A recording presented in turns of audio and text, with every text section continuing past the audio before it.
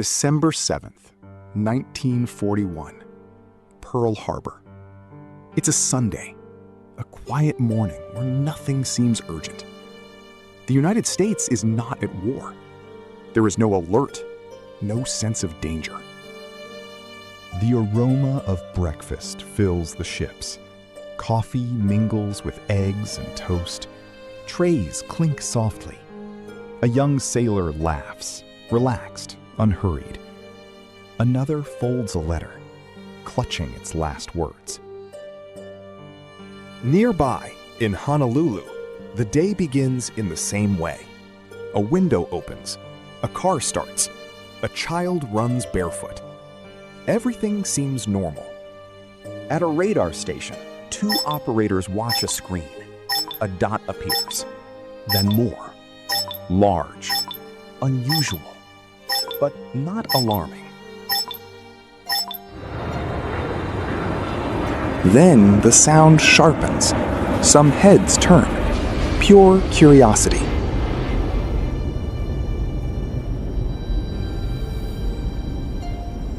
The first plane appears low on the horizon. Then more. They move faster than expected. The shapes become sharp. Then everything falls apart.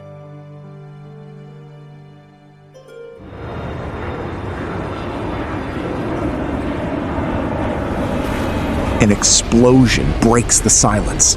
Deep, violent. The ground trembles. Water gushes. Fire and smoke rise into the sky. Then, another explosion. And another. Engines roar overhead. Metal screeches. Glass shatters. Voices are lost in the chaos. A commanding officer runs forward, shouting above the chaos. "This is not a drill!" A young sailor drops his tray. It crashes down, but now it seems small. He doesn't move. Nobody moves. Another explosion is coming. The walls shake. The lights flicker. "What is that?" someone asks. No one answers. On deck, the men look up as planes speed past. A bomb falls. A whistling sound. Impact. The ship shakes. Fire spreads. Heat hits their faces. The men stumble. Some freeze. The fire is destroying everything. Many are trying to escape. The oil spills and ignites, forming layers of fire. Men jump into the sea to escape, but the water is no longer safe.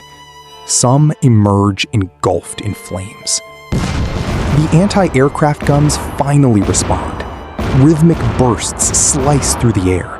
Tracer rounds flash across the sky. Some shots miss, others hit. A plane crashes in a cloud of smoke.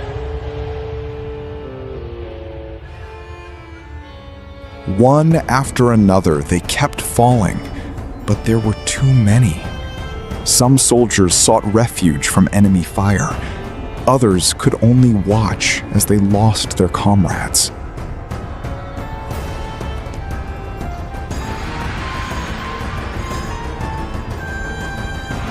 "This is an attack," someone whispers. And then the truth sets in. War. The idea hits hard. The attack continues. Ships sink. Fire consumes everything. The noise is constant. Then, little by little, it begins to subside. Fewer planes. Fewer explosions.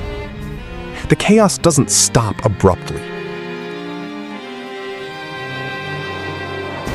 Planes continue attacking. Ships continue to perish.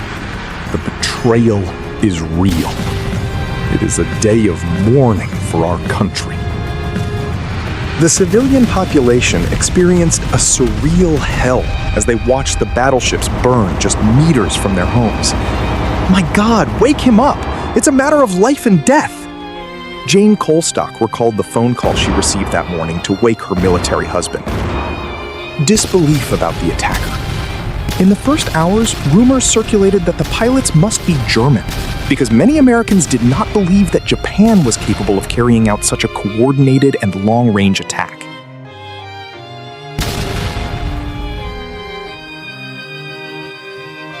The news reached families by radio while they were having lunch or relaxing. Remember Pearl Harbor. Almost immediately, this became the unified rallying cry. The division between those who wanted to go to war and the isolationists disappeared within 24 hours. A date which will live in infamy. President Franklin D. Roosevelt's iconic phrase the next day. Citizens crowded around radios in absolute silence to hear these words. The echo of the sirens faded, but the roar of the fire at Pearl Harbor was forever etched into the soul of a generation. That Sunday morning, the world as we knew it ceased to exist. In less than 2 hours, the sea swallowed not only the steel of the fleet's most imposing battleships, but also the innocence of thousands of young men who sought only a peaceful dawn in the Pacific. Sailors who were just beginning to write their first letters home. Soldiers who dreamed of a future that never came.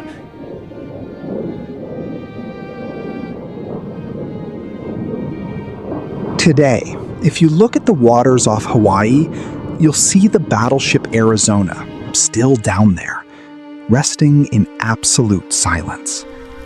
They say the oil bubbles that still rise from its hull are the tears of the Arizona. One drop at a time. A black cry that reminds us that history isn't just dates in a book, but lives given for an ideal.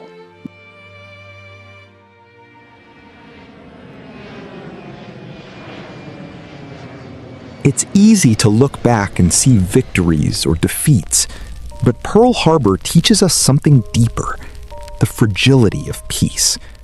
It reminds us that freedom comes at a price, and that price was paid by men and women who, in the face of chaos and flames, refused to retreat.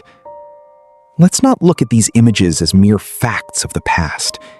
Let's look at the human spirit that refuses to surrender to the darkness. Because as long as we remember their names, as long as we understand their sacrifice, they will never truly be gone.